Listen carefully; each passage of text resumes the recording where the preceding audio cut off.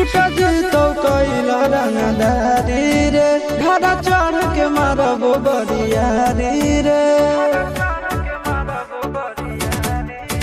छुटा जीतो कैला रंगदारी रे घड़ा चढ़ के मारबो बरियारी रे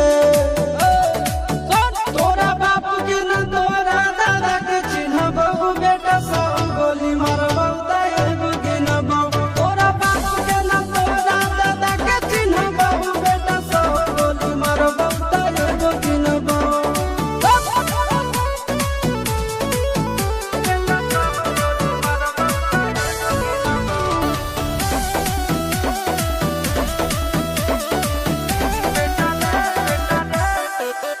बेटा रे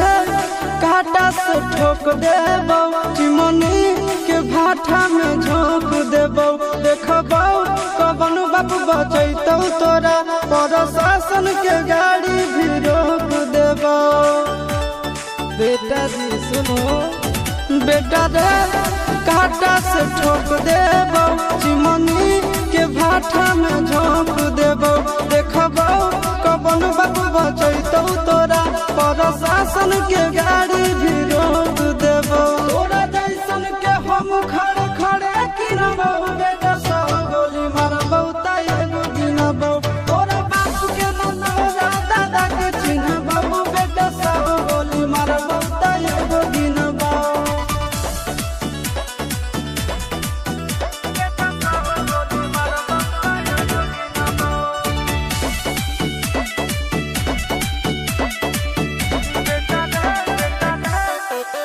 बेटा रे